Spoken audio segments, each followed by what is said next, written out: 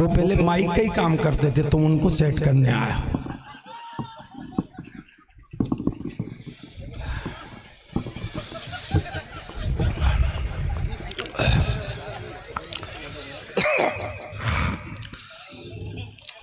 सुरेश भाई, हमारे सुरेश भाई का माइक अच्छा है, ऐसा ये दिनेश भाई कह रहे हैं।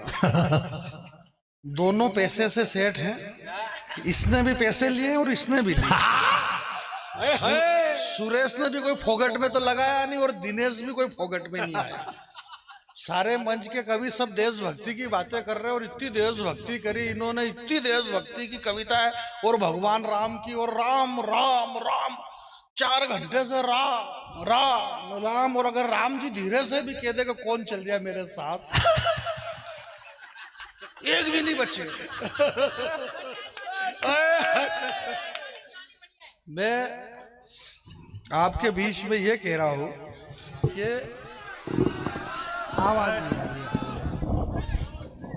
आवाज बढ़ा दो भैया, साउंड तो अच्छा है मगर इनका थोड़ा बिगड़ा है। कोई नहीं, धीरे धीरे बोलो। आ रही ना आवाज? धीरे धीरे में भी सारे काम हो जाते हैं।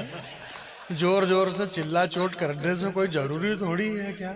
आदमी धीरे भी बोल दे तो मालूम पड़ जाए कि भाई इस मर्सिडीज की कीमत कितनी है। बोले ये 80 लाख रुपए की है, और ये ठिबड़ा कितने का? बोले 8,000 का। तो आप धीरे बोलो कि जोर से बोलो? मर्सिडीज की कीमत मर्सिडीज ही रहेगी। जोर से कोई ऐसा प्रेम से बोल लो, सामान्य सा हो गया। भगवान श्री राम जी अवध में पधार गए हैं और ऐसा छाती ठोक ठोक के कह रहे जैसे यही पधार के लाए हो। अभी हाल इनके पेमेंट में से अगर 1-1, 2-2 हजार कम कर दे तो इतने मुंह हो जाओ। क्या बात, तू तड़ाके पे आ जाइए। ये जो राम बजावर सबसे ज्यादा, ये जो राम बजावर छाती मार से फूट रहा। अभी 15-20 दिन पहले मैंने इसको मेरे गांव में बुलाया, कवि सम्मेलन था। तो यार वो छोरे छाबरे बेचारे, उन्होंने 1000, 2-2 हजार रुपए का चंदा इकट्ठा करके प्रोग्राम किया। और बोले जानी भैया वो राम बजावर को बुलाओ, अच्छा कवि है, देशभक्ति की बात करता है, राम जी की बात करता है।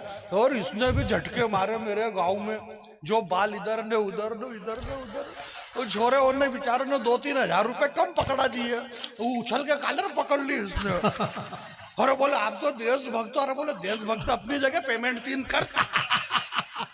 ये सब मेरे से ये नाटक कुछ भी नहीं होगा।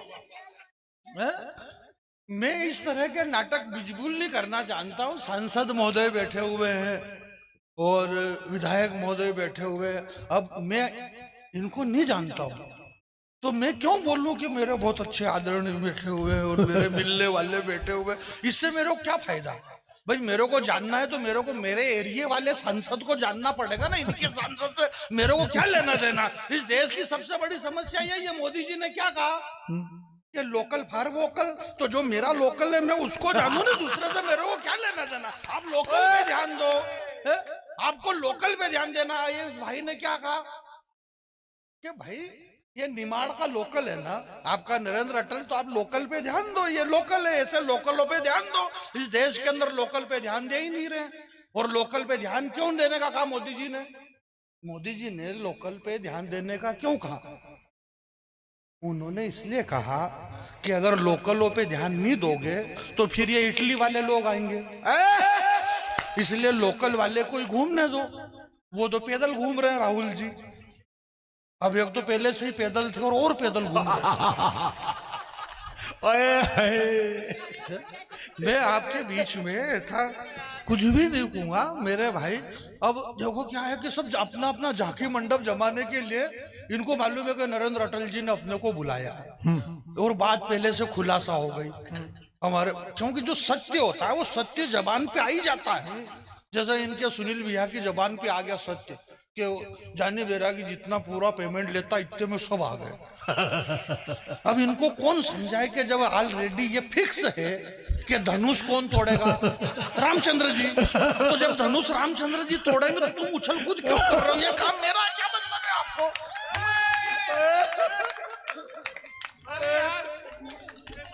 भाई इस बात को समझो। तो एक बात बता रहे हो मैं आपको, पवन भैया, और अपना अपना झांकी मंडप, अच्छा जानकारी किसी को कुछ भी नहीं है, जबरदस्ती फेंके जा रहे हैं। बोले भिलट देव जी ऐसे थे और भिलट देव जी के यहाँ ये इस तरह से गूगल करने से क्या होता है? भाई भिलट देव जी के स्थान पे अपन खड़े हुए, निमाड़ के लोग देवता है भिलट। अरे यार निमाड़ के लोग देवता कैसे हैं भिलट भगवान? सृष्टि मात्र में, इस सृष्टि पे कण कण में जो भी प्राणी मात्र है उन सबके अगर देवता है तो वो भिलट है। और वो क्यों है?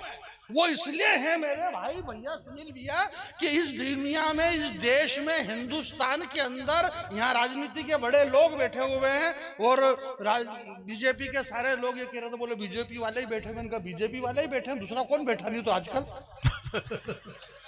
बैठे ही ये हैं, बाकी कौन बैठा? बाकी तो सब खड़े ही खड़े हैं और खड़े ही रहना है उनको। जैसे कि ये भैया ने कह दिया कि वो कह रहे कि हम 22 को नहीं आएंगे, राम मंदिर के उसमें 22 को नहीं आएंगे। मैंने आपसे क्या कहा कि आप धीरे से भी अपनी बात रख सकते हो, पर चैनल वालों ने, मीडिया वालों ने जो दिन रात, अरे बोले वो नहीं आ रहे, 22 को वो नहीं आएंगे, कांग्रेस नहीं आ रही, सोनिया गांधी नहीं आ रहे। अरे वो क्यों नहीं आ रहे? बात ये नहीं है कि वो नहीं आ रहे, बात ये है कि वो क्यों नहीं आ रहे। वो इसलिए नहीं आ रहे हैं क्योंकि राम आ रहे हैं। सर वो इसलिए नहीं आ रहे हैं क्योंकि राम आ रहे हैं। राम आ रहे हैं इसलिए वो नहीं आ रहे हैं। बात खत्म हो गई। आपकी समझ में नहीं आई? आई नहीं आई तो उसका मैं क्या करूं भाई? ये समझाने का काम मेरा थोड़ी है। ये समझाने करने का काम तो वो प्रदीप मिश्रा जी और बागेश्वर धाम और ये समझाते हैं, मैं थोड़ी समझाता हूँ। मेरा काम तो खाली बोलने का है और मैं इस मंच का बहुत छोटा कवि हूँ। अब बात ये हुई कि अभी यहाँ एक पास में एक गांव है सेगांव, गणेश चतुर्थी पे सेगांव में एक कवि सम्मेलन यहाँ पे हालांकि आपको मालूम भी नहीं सेगांव का है, पर अब आपको कहना पड़ेगा अच्छा हाँ सेगांव, जबकि है मेरे को मालूम है कि इनको मालूम ही नहीं है, पर अच्छा वो सेगांव, हाँ सेगांव। तो सेगांव में गणेश चतुर्थी पे एक प्रोग्राम था, तो पहले दूसरे नंबर पे मेरे को पढ़ा दिया, मैं हुई पहले दूसरे नंबर का। इसके बाद में गणेश चतुर्थी सितंबर का महीना, बारिश आ गई, लोग भाग गए सब। अब लोग भाग गए तो आयोजक मंडल ने किया जब, बोले क्या हुआ? बोले कितने ने पढ़ा? बोले एक नंबर पे इसने पढ़ा और दूसरे नंबर पे जानी बैरागी ने पढ़ा। बोले जिन ने पढ़ा उनका पेमेंट करो तो बाकी रहने तो इनकी बात खत्म। अब ये जैसे बदल अभी हो रहा 2-4 दिन से, इनको मालूम है कि यार क्या पता अभी हाल चालू हो जाए तो इसको बिठा रखो। तो इस चक्कर में मेरे को इन्होंने बिठा रखा, वरना मैं कोई बड़ा कवि नहीं हूं। मैं बिल्कुल भी बड़ा कवि नहीं भाई। ये सारे बड़े लोग हैं।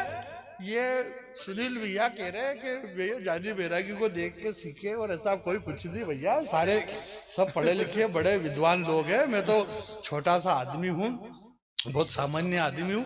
मैं ये कह रहा था मेरे भाई कि इस देश के अंदर ये जो धरती है ना, इस धरती पे ये जितने भी घूम रहे हैं, जितने भी नाग देवता, तो जो ये ऑर्डिनरी है ये घूम रहे हैं, जो विशेष हैं वो शेष बन गए और शेष नीचे चले गए। अब शेष के फन पे ये पूरी धरती टिकी हुई है, तो इस भिलट बाबा के फन पे तो पूरी दुनिया टिकी हुई है। इसलिए ये तो प्राणी मात्र के भगवान है मेरे भाई। ये अगर नहीं हो तो इस दुनिया में कुछ भी नहीं हो। इसका परिचय तो 500 साल पहले पंडित आत्माराम दुबे की संतान बाबा तुलसी 500 वर्ष पहले लिख करके चले गए कि हरि अनंत, हरि कथा अनंता। तुलसी को काशी के विद्वानों ने कहा कि हरि अनंत, हरि कथा अनंता, तो हरि यानी विष्णु, आप विष्णु की कथा को अनंत कह रहे हैं। तो बाबा तुलसी ने कहा कि नहीं, इसमें विष्णु अकेले नहीं है, इसमें 2 हैं। बोले कौन 2? बोले एक तो हरि, हरि यानी विष्णु, विष्णु यानी राम। हरि अनंत, हरि कथा अनंता।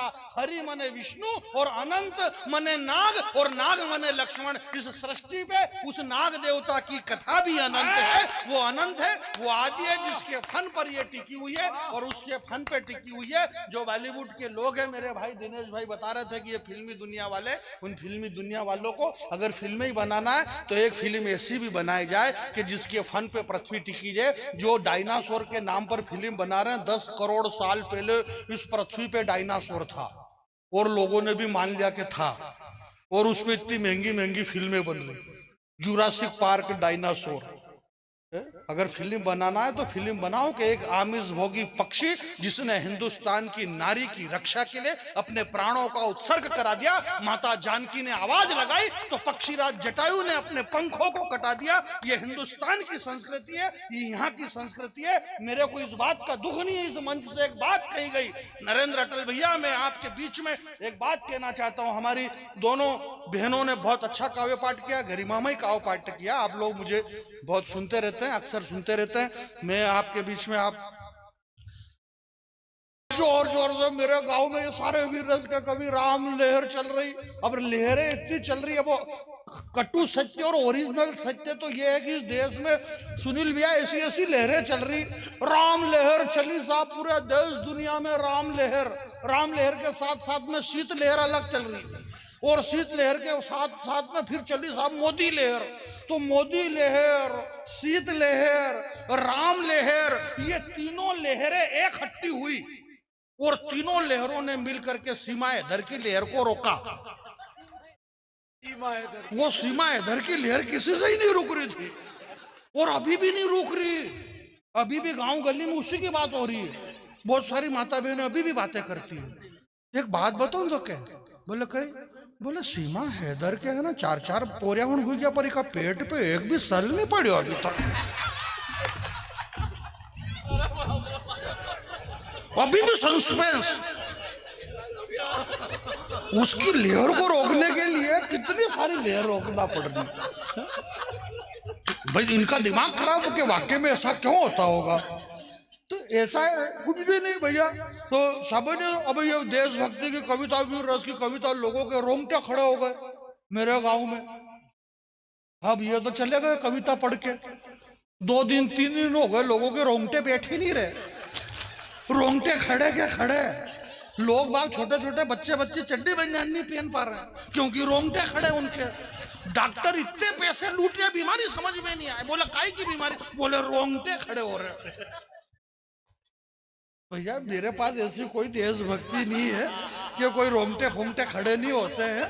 जो बात है वो बात रखता हूँ, किसान का बेटा हूँ, सामान्य सी बात है। मेरे पास में जरा ताली वाली बजा दो, बहुत देर हो गई है। नहीं बजाओगे तो कोई बात नहीं, नुकसान। मैं तो ये भी नहीं कहता हूँ कि बजाओ बार बार। अभी इनको इनका मैनेजमेंट ही मालूम नहीं है। इतनी देर से कवि सम्मेलन पढ़ रहे और राष्ट्रभक्ति की बात करना है और बोला हाथ खड़े करो, हाथ खड़े, हाथ उठो। अब इनको यही मालूम नहीं कि एक बार 17 महीने हाथ आया था, खाली 17 महीने के लिए हाथ आया था। तो घबरा गए थे, तो अरे बिठाओ हाथ को, बिठाओ हाथ को, बिठाओ हाथ को, बिठाओ। अब हाथ रोज पेपरों में यही हो रहा। फिर मोदी जी ने साधा निशाना कांग्रेस पे, मोदी जी ने साधा निशाना कांग्रेस पे। तो एक कांग्रेस का नेता घबराया, बोले आप निशाना मत साधो, खाली इशारा कर दो, हम तो इधर एक भी हाल आए, निशाने की जरूरत नहीं पड़ रही। दौड़ा दौड़ा बिना इशारे से आ जाए, निशाने की जरूरत ही नहीं मोदी जी के निशाने की, क्योंकि मोदी जी का तो निशाना इतना तगड़ा है। अगले का निशाना इतना तगड़ा है, इतना निशाना तगड़ा अगले का आदमी को कि जो जब गुजरात से शुरू हुए, मुख्यमंत्री बने, सरदार पटेल स्टेडियम में कवि सम्मेलन करते थे। मोदी जी कवि सम्मेलन का आनंद लेते थे। जैसे आज आप सामने बैठे, ऐसे मोदी जी सामने बैठते थे, सरदार पटेल स्टेडियम में कवि सम्मेलन करते थे। राम कहाँ जा रहे हो? मेरे को क्या लेना देना, तुम 10 मिनट में आओ। ये तो मेरे को मालूम है कि 1 मिनट में आ ही जाओगे, क्योंकि आप जिस काम के लिए जा रहे हो उसमें 1 मिनट ही लगता है।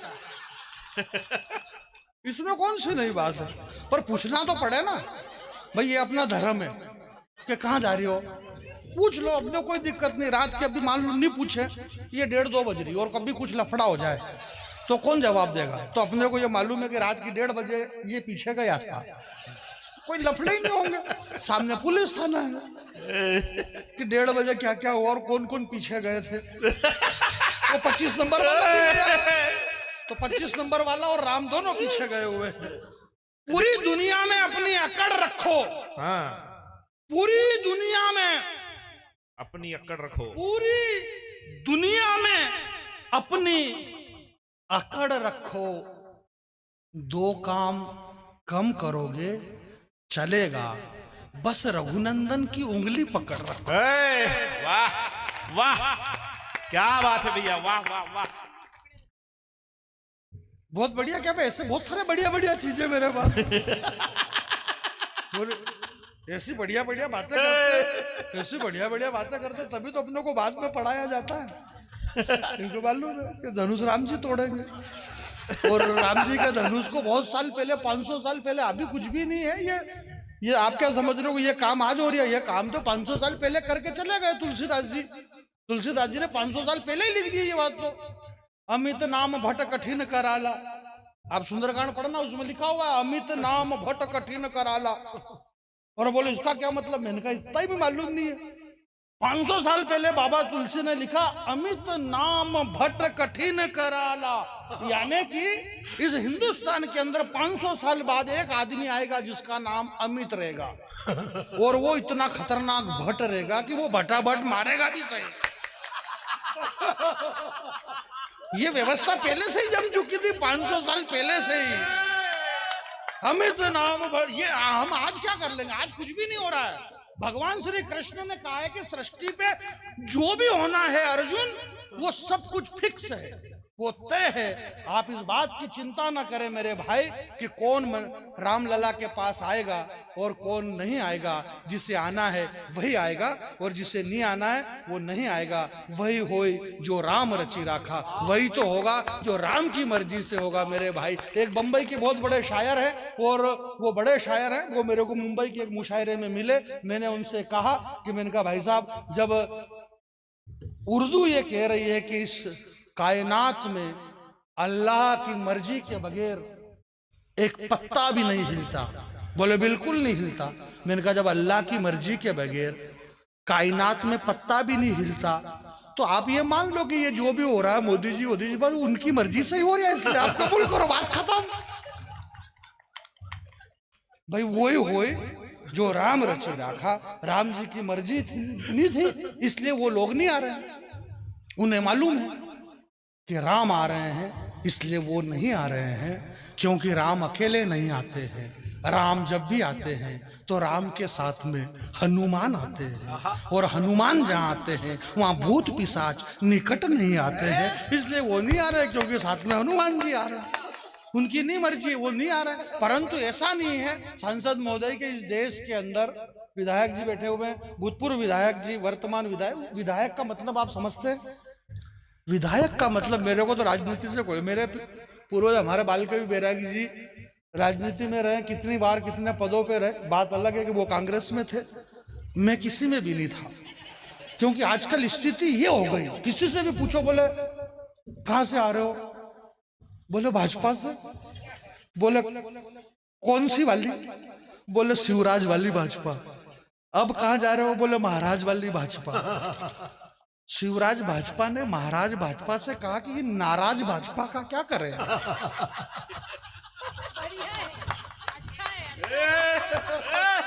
एक बात कहना चाहता हूं मेरे भाई, ऐसा कुछ भी नहीं है कि उस देश के अंदर मतलब खाली भारतीय जनता पार्टी वाले देश सेवा कर रहे हैं और देश को जोड़ रहे हैं। इस देश को, इस वतन से किसको प्रेम नहीं है यार? क्या बात कर रहे हो? रामो वामो अपा सपा बसपा तृणमूल कांग्रेस, सबको देश से प्रेम है। राहुल गांधी जी 4000 किलोमीटर की यात्रा करी उन्होंने, सुबह में कश्मीर से लेकर कन्याकुमारी तक 4000 किलोमीटर की पैदल यात्रा करी। इस देश को दौड़ दौड़ करके जोड़ रहे हो। सुबह 4 बजे उठ के अगला आदमी एक टी शर्ट में दौड़ रहा है। अब मोदी जी को मालूम पड़ा, बोले ये कौन दौड़ रहा? बोले राहुल गांधी। अब मोदी जी अपनी इस उम्र में दौड़ ही नहीं सकते। बोले अब क्या किया जाए? बोले दुनिया में सबसे ज्यादा तेज कौन दौड़ते हैं? बोले चीते। बोले लाओ 20 चीते अफ्रीका के जंगल से, बोले इससे ज्यादा दौड़ के बता तेज। अब कौन दौड़े? अगले आदमी का मैनेजमेंट ही इतना तगड़ा है मेरे भाई। जिस अमेरिका वालों ने कह दिया था 25 साल 20 साल पहले, बोले कौन मिस्टर नरेंद्र मोदी, अमेरिका का वीजा नहीं मिलेगा। अमेरिका का वीजा, अमेरिका वालों ने वीजा देने मना कर दिया। आज वो अमेरिका वाले उनको वीजा मानने के लिए तैयार है।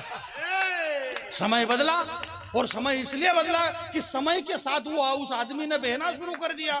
बहुत सारे लोगों ने कहा, बोले यार ऐसा क्यों हो रहा है, ऐसा क्यों हो रहा है। मैंने कहा वो समय के साथ में बह रहा है, क्योंकि बाबा तुलसी ने 500 वर्ष पहले ये लिखा, श्री रामचंद्र कृपालु भजमन हरण भव भय दारुणम। गुरुदेव, ये बात तो एक महाकवि, आदि कवि 500 वर्ष पहले लिख करके चला गया। श्री रामचंद्र कृपालु भज मन हरण, 500 साल पहले उन्होंने लिखा, नव कंज लोचन कंज मुख कर कंज पद कंजारुणम, यानी नव कंज लोचन, जिनकी आंखें कमल है, जिनके चरण कमल है, जिनके हाथ कमल है, शरीर का एक एक अंग जिनका कमल है, इतने सारे कमल 500 साल पहले अगला आदमी फीट करके चला गया। आप क्या कमल फीट, ये तो बहुत पहले से फीट है ऑलरेडी। उस कमल वाले रास्ते पे, उस कमल वाले रास्ते पे एक आदमी चला।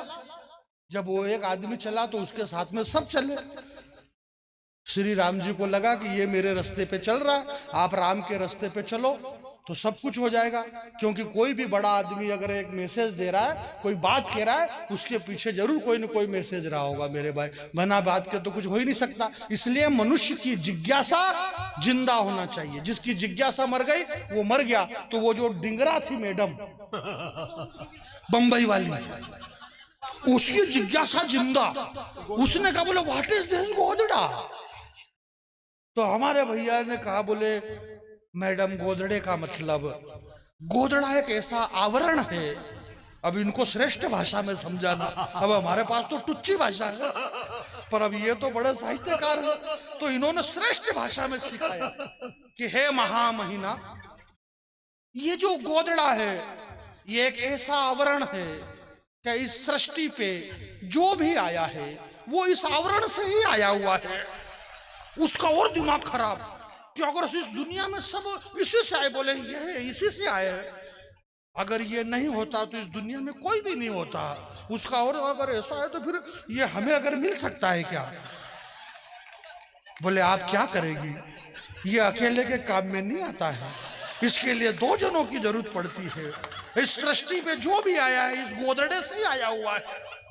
मनुष्य की जिज्ञासा जिंदा होना चाहिए भाई, आदमी के अंदर जिज्ञासा तो होना चाहिए ना। ये मेरी माता बहन है, इनकी जो जिज्ञासा पीछे बैठी हुई है, इतनी सारी उठ के चली गई, और जो बैठी हुई है उनके अंदर आप उनसे जाकर के पूछो। इस सरस्वती के मंच पे मैं भगवान भिल्लट देव के मंच पे खड़ा रह करके कह रहा हूँ, इसमें से कई सारी माता बहनें जितनी बैठी है गिनती की है, पर वो मन ही मन में सोच रही होगी, और उनके मन में सोचने निश्चित उनके अंदर ऐसी जिज्ञासा, ऐसे विचार आते रहे होंगे। तो ये जो 2 बहना है सगी के अलग अलग आई होगी, ये एक ही गांव के होगे क्या अलग अलग आई होगी।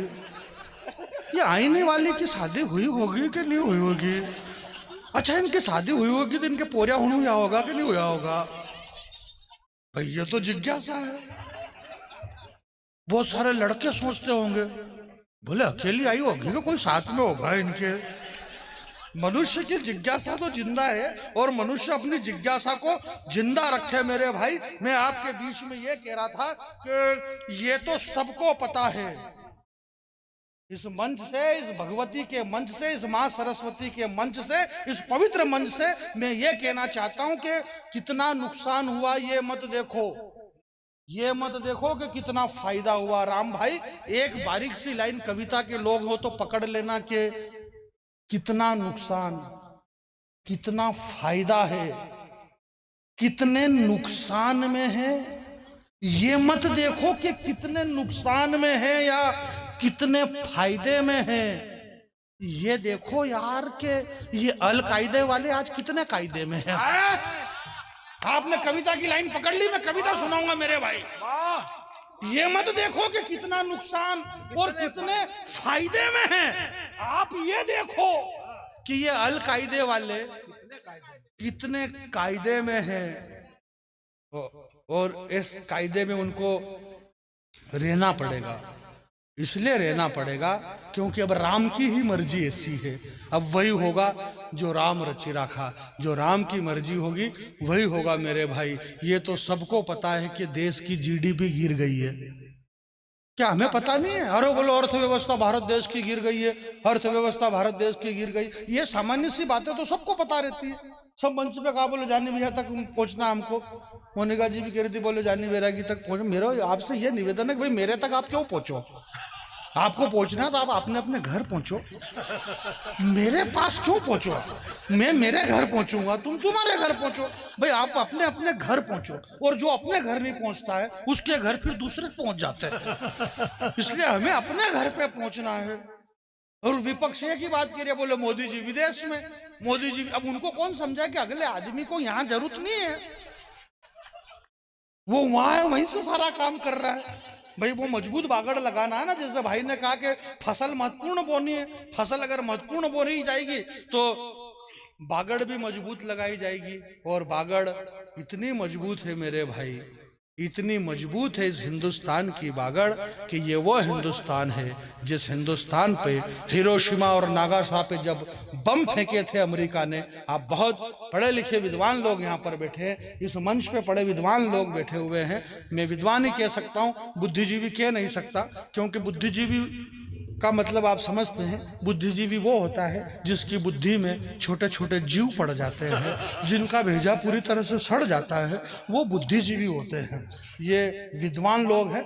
इन विद्वानों के बीच में मैं ये बात कह रहा हूँ। दिनेश भैया आप जो कह रहे थे ना कि आदिवासी लोग हम उस देश के वासी है जहाँ इतने आदिवासी हैं, मेरे भाई ये वो हिंदुस्तान है जहाँ सृष्टि का पहला नायक, जिसके चरण के नीचे सैकड़ों ब्रह्मांड दबे हुए थे, वह सृष्टि का नायक रघुकुल नंदन श्री राम, जिसके चरणों के नीचे ब्रह्मांड दबे हुए हैं, अगर वो 500 वर्ष तक एक तंबू के अंदर विराजमान थे, वो भगवान श्री राम जब उनकी भार्या माँ जगदम्बा भरेतवेश्वरी माता सीता प्रसव पीड़ा में थी। इस बड़े मंच पे बड़े विद्वान लोगों के सामने बड़ी जिम्मेदारी से एक बात कहना चाहता हूं मेरे भाई, और इतनी जिम्मेदारी से ये बात कह रहा हूं मैं। मुझे इस बात का दुख नहीं है कि आसाराम बापू को सजा हो या ना हो, मुझे दुख इस बात का है, इकबाल साहब ने कहा कि जहां पग पग लगता साधु संतों का डेरा, वो हिंदुस्तान है मेरा। इस हिंदुस्तान की पहचान इन साधु संतों से है। अनाज के अंदर थोड़े से गेहूं में थोड़े कंकर गिर जाए, इसका मतलब ये नहीं है कि सारा अनाज खराब हो गया मेरे भाई। मुझे इस चीज का कोई दुख नहीं है, उन्हें सजा हो या ना हो। मुझे दुख इस बात का है कि उनके डेरे में ये अकेली गई क्यों। मुझे पता है भारत की नारी, हमारी आदरणीय डॉक्टर भुवन, हमारी मोनिका हटीला जी ने भी कहा, अरे आप स्वयं एक मोहिनी का रूप है। मेरे मुंह से निकल गया, इसका मतलब यूं गलत थोड़ी निकला है। आप माता बहनों की जो बात कर रही कि नारी जगदम्बा है, नारी सृष्टि की नियंता है, नारी दुर्गा है, सीता है, सावित्री है, गायत्री है, पार्वती है, मनु और शत्रुपा से सृष्टि की उत्पत्ति हुई है मेरे भाई। मैं ये जो हमारे युवा पुरुष हैं, ये भी कोई रमेश है, कोई दिनेश है, कोई महेश है, कोई सुरेश है, कोई क्या है, सब ये भी हैं और ये भी हैं। दोनों से मिलकर के इस सृष्टि की उत्पत्ति हुई है, अकेले से कुछ भी नहीं हुई। माँ सीता जब थी तो आवाज उठी, जैसे भाई ने बताया कि जहां चरण पादुका वहां जूता रखा हुआ था, तो जूता रखा हुआ था तो पूरी अयोध्या में किसी ने भी आवाज नहीं लगाई, सब चुप थे, साइलेंट थे। परंतु जहां विनम्रता का आगमन हुआ, भगवान श्री राम से ज्यादा इस सृष्टि पे विनम्र कौन हो सकता है। भगवान श्री राम इतने विनम्र थे तो आवाज उठने लगी मेरे भाई। भगवान श्री राम के शासन काल के अंदर माता जगदम्बा को जब वाल्मीकि आश्रम में छोड़ा गया, लोगों ने श्री राम से कहा, भगवान श्री राम का जब वनवास हुआ तो पूरी सृष्टि रोने लग गई। अयोध्या के लोग रथ के सामने आकर के सो गए। तापस वेश विशेष उदासी, 14 वर्ष राम वनवासी। भगवान श्री राम का वनवास हुआ, रथ के सामने सो गए कि हमारे राम आप हमें छोड़ करके मत जाओ। किसी ने भी नहीं, परंतु वही श्री राम जब वापिस अवध में आए और माता जानकी का जब वनवास हुआ तो पूरी अयोध्या में किसी ने भी नहीं कहा कि सीता का वनवास नहीं होना चाहिए, क्योंकि जिसे राम ने त्याग दिया है, जहां को रघुनाथ टार देत है वहां को शरण देत फिर कौन। जहां को रघुनंदन टार देत वहां को शरण देत कौन। ब्रह्म विष्णु ब्रह्म शिव आज 33 कोटि देवता मौन, सब के सब मौन है, क्योंकि वो डिसीजन श्री राम का था कि हे लक्ष्मण, तुम्हारी भाभी सीता को छोड़ करके आइए। और जब उसे छोड़ करके आया गया, पूरी सृष्टि पे कोई नहीं बोला। उस वक्त तमसा के तट से जो पहली आवाज उठी वो एक आदि कवि था, वाल्मीकि था, और उसने कहा कि हे बेटी, तू मेरी शरण में आ जा। जिसे राम त्याग देता है उसे हिंदुस्तान का कवि शरण देता है। वो भारत के पहले कवि थे और उसे ये कहा गया कि वो आदिवासी कवि थे। इस सृष्टि पे सारे लोग आदिवासी हैं, जो आदिकाल से निवास करते हैं वो आदिवासी हैं। भगवान श्री राम से पूछा कि आपकी पत्नी को आपने गर्भ अवस्था में एक आदिवासी के आश्रम में क्यों छोड़ा? श्री राम ने मुस्कुराते हुए कहा था कि मेरी पत्नी गर्भवती है, इसकी कोख से जो बच्चे होंगे वो अगर आदिवासी के आश्रम में रहेंगे तो वो आदि भी खा ले और बासी भी खा ले, इसलिए उसे आदिवासी के आश्रम में जाना था। मेरे भाई, ये वो हिंदुस्तान है जो कभी भी वर्ण व्यवस्था नहीं करता है, परंतु वर्तमान की जहरीली राजनीति ने इस देश के अंदर ऐसा जहर घोल दिया है। तब मैं आपके बीच में कह रहा हूं कि ये तो सबको पता है, ये तो आप सबको पता है, ये तो आप सबको पता है कि ये जा रही है। ये आपको पता है कि ये जा रही है। ये इसलिए जा रही है क्योंकि इनका घर है, इनको जाना चाहिए। और आपसे भी निवेदन है कि भले अब आप भी जाओ तो कोई दिक्कत नहीं है, तो भाई हमारा तो यही काम है। पर ठीक है, ये तो सबको पता है कि देश की अर्थव्यवस्था गिर गई, फिर भी हमारे वजीर का जिंदा जमीर मिला। 2 लाइन से मुझे भी आशीर्वाद देना। मैं सुनील भैया की भूमिका में, मेरे बाद में सुनील भैया भी एक अच्छी श्रेष्ठ रचना है वो पढ़ेंगे। आप नहीं पढ़ोगे? अरे पढ़े, हाँ समापन करना। आप इनका मन है पढ़ने का, पर नहीं कर रहे, पानी भी पी रहे, तैयारी भी कर रहे हैं, क्योंकि ये सुनील है। ये तो सबको पता है कि देश की अर्थव्यवस्था गिर गई, फिर भी हमारे वजीर का जिंदा जमीर मिला। 2 लाइन ध्यान से सुनना। फिर भी हमारे वजीर का जिंदा जमीर मिला। 370 हटी, नकटों की नाक कटी, मुस्कुराता हुआ कश्मीर मिला। आपकी तालियों को एक लाइन पर रोक लेना कि 370 हटी, नकटों की नाक कटी, मुस्कुराता हुआ कश्मीर मिला। 370 हटी, नकटों की नाक कटी, मुस्कुराता हुआ कश्मीर मिला। डीजल, पेट्रोल, गैस के माना के बढ़े हुए दाम मिले। एक लाइन ये भी सत्य है, परंतु जब एक माँ बच्चे को जन्म देती है तो उसकी पीड़ा इतनी होती है सर कि उस पीड़ा से सामान्य व्यक्ति की मृत्यु हो सकती है, मेडिकल साइंस कह रहा है। परंतु उस माँ की खुशी इतनी रहती है कि वो खुशी उस पीड़ा को दबा देती है। हमारी खुशी इस पीड़ा को दबाती है। एक भी हाथ खाली न रहे, खुशी हमारी ये थी। और दुख हमें इस बात का है कि माना के डीजल, पेट्रोल, गैस के बढ़े हुए दाम मिले, बदले में बरसों बाद अवध में लखन सिया सहित राम मिले। बदले में बरसों बाद लखन सिया सहित राम मिले। मेरी माता बहनें चली गई, मेरा सिर्फ यही कहना है कि भूल करके भी चली मत जाना, भूल करके भी चली मत जाना, भूल करके भी चली मत जाना। अकेले में लोग चेहरे पे चेहरा लगा करके घूम रहे हैं इस मेले में, और चली गई अकेले में तो आबरू लुटा करके घर पहुंचोगी अपने आप की। जब ये जयपुर के अधिवेशन हुआ अखबार का, यहाँ अखबार के लोग बैठे हुए, मैं प्रणाम करना चाहता हूँ पत्रकार बंधुओं को। न्यू जर्सी से एक पत्रकार आई, उसने कहा बोले हिंदुस्तान के अंदर नारी सुरक्षित नहीं है, यहाँ दामिनी जैसे कांड हुए।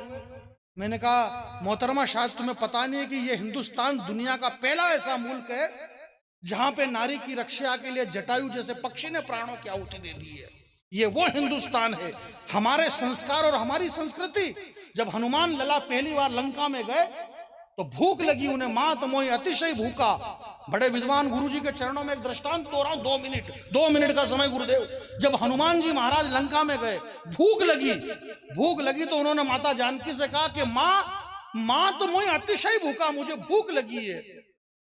क्या कहा उन्होंने कि भूख लगी है, मेरे को भूख लगी है, प्रोग्राम के बाद अपने को भोजन करना है वहां पे राजहंस में। तो हनुमान जी ने कहा मुझे भूख लगी है। तो सीता जी ने कहा बोले नहीं, यहाँ पे बहुत खतरनाक बॉडीगार्ड है, बहुत सुरक्षा है। हनुमान जी ने कहा कि अगर आपको अच्छा लगे तो मुझे किसी का डर नहीं। हनुमान जी ने खाए फल बिटप उपाड़े, अशोक वाटिका तहस नहस कर दी। मेघनाथ आया, अक्षय कुमार को मारा, इसको मारा, कछु मारे सु कछु मर्दे सु कछु मिलाए सु धरी दूर। राम ने कहा बोले धरी दूर का मतलब क्या? मैंने कहा बाबड़ा भूत। बोले बाबड़ा भूत का मतलब क्या? मैंने कहा उसके लिए गदर फिल्म, वो देखो फिल्म घायल घातक, सन्नी देओल ने जो बाबड़ा भूत कर दिया मार मार के, हनुमान जी ने मार मार के बाबड़ा भूत कर दिया। सादा ब्रह्मास्त्र मेघनाथ आया, हनुमान जी को रावण के सामने पेश किया। रावण ने एक जो बात कही, मुझे विदा करना कि हमारी संस्कृति है क्या, हम कौन हैं।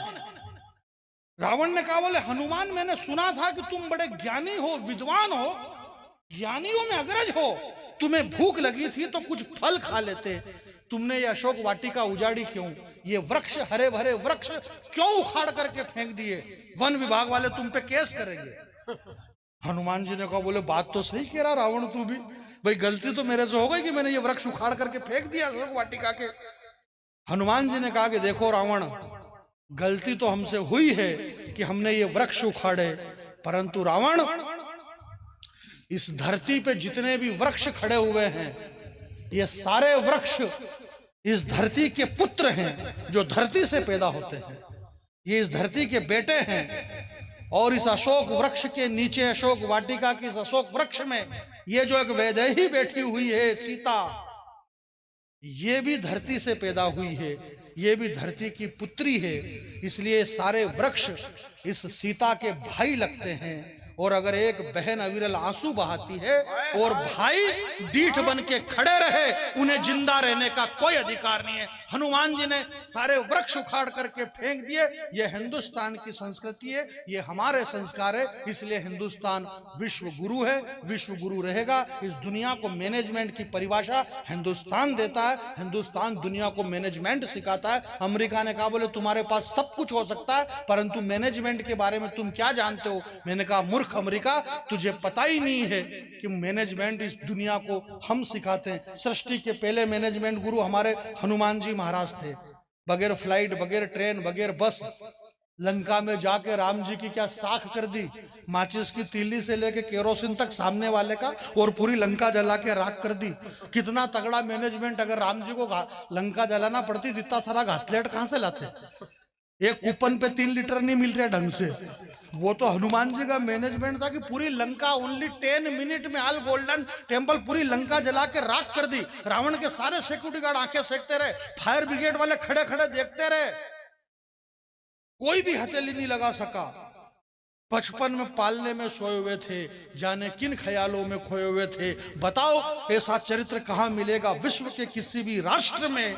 और अंजना मैया को थोड़ी सी भूख क्या लगी, पूरा सूर्यदेव निकल गए ब्रेकफास्ट में। बाल समय रवि भक्ष लियो तब तीनों लोग भयो अंधियारो। बचपन में हनुमान जी ने पूरा सूर्य मुंह में ले लिया। इस पृथ्वी से सूर्य की दूरी 15 करोड़ किलोमीटर दूर विज्ञान कहता है। हनुमान जी ने जो बचपन में सूर्य मुंह में ले लिया, सुबह में घर जाना, हनुमान जी को नारियल चढ़ाना, धन्यवाद देना कि हे रुद्र रूप हनुमान जी महाराज, आपने बचपन में जो सूर्य मुंह में ले लिया था वो वापस आपने बाहर कर दिया। अगर मान लो हनुमान जी का दिमाग खराब हो जाए और वो अभी तक नहीं निकालते, सूर्य अंदर ही रहता तो क्या होता? पड़े रहते अंधेरे में। अंधेरे में मालूम थोड़ी पड़ता कि ये 25 नंबर वाला और ये क्या कर रहे हैं। ये तो हनुमान जी की कृपा है कि सब अपने अपने स्थान पे व्यवस्थित है, कि सबको उजाले में दिख रहा है। यानी कि दुनिया अंधकार में थी, अंधकार से रोशनी की ओर ले जाने वाले हम हैं, इसलिए हम विश्व गुरु हैं। हमने वासना और विकारों पर त्याग किया है, जीत की है, हम उसे जीते हैं मेरे भाई। इस दुनिया में जो नग्नता की बात कर रहे मुंबई के लोगों, उन्हें पता नहीं कि दुनिया में नग्नता सिर्फ दो ही अच्छी लगती है। या तो नग्नता वो अच्छी जब माँ की गोद में एक नन्हा बालक खेलता है, उस नन्हे बालक की नग्नता अच्छी लगती है, या फिर नग्नता वो अच्छी जिसका तन कुंदन मन कुंदन, तप तप कर तन बना होगा कुंदन। भला दुनिया में उससे ज्यादा सुंदर मूर्त क्या होगी। और जिसने वासना और विकारों का त्याग कर दिया, उस भगवान महावीर को वस्त्रों की जरूरत क्या होगी। या फिर वो नग्नता मेरे भाई। पिछले दिनों इस हिंदुस्तान का एक दिव्य संत चला गया, पूरे देश में हाहाकार मची। सुनील भैया, हमारे विद्यासागर जी महाराज चले गए। 2 लाइन से मुझे विदा करना मेरे भाई, ये वो हिंदुस्तान है। 2 लाइन नहीं सुनिएगा और मुझे विदा करना। विद्यासागर जी महाराज चले गए, मोबाइलों में, सोशल मीडिया, टीवी, अखबारों में चले गए। गुरुदेव विद्यासागर जी चले गए, गुरुदेव विद्यासागर जी चले गए। मुझे आशीर्वाद देना, इस वायुमंडल में पंच तत्व से विलीन, इस वायुमंडल में अगर वो जहां है, आशीर्वाद दे इस मंच पे कि ये हिंदुस्तान किन साधु संतों का देश है, ये राष्ट्र किसका है मेरे भाई। ये आना, आकर के जाना, आना नरेंद्र भैया, आना आकर के जाना, मरना जीना, ये सब तो उनके आना जाना मरना जीना, ऐसे तो जाने कितने ही इनके राज पड़े हैं। एक लाइन से ज्यादा इस हिंदुस्तान की ताकत के बारे में मैं कुछ नहीं कह सकता हूं कि हमारे साधु संत कैसे हो सकते हैं। आना जाना मरना जीना, ऐसे तो इनके कितने ही राज पड़े हैं। जरा झांक के तो देखो, इनके कमंडल में सैकड़ों बादशाहों के ताज पड़े हुए हैं। आपकी तालियां कमजोर, पूरा सदन हाथ उठाए, पूरा सदन। एक बार आपका बहुत बहुत धन्यवाद। आपने ये हिंदी का अनुष्ठान किया, उसलिए मैं आपको धन्यवाद ज्ञापित करता हूं। हमारे बड़े भैया सुनील भैया जो श्रेष्ठ संचालन कर रहे थे, आइए एक बार, ये हमारा संस्कार हमारी संस्कृति है कि 4 लाइन भी आप सुना करके इस कवि सम्मेलन का समापन करेंगे। 4 लाइन भी सुना करके, 4 लाइन, चूंकि बहुत लंबा ये कवि